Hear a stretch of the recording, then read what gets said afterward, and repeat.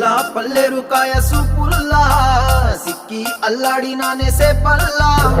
పసిడి పచ్చాని అరసేతుల్లా ధర పోస్తా ప్రాణాలు తానే అడగాల సీతా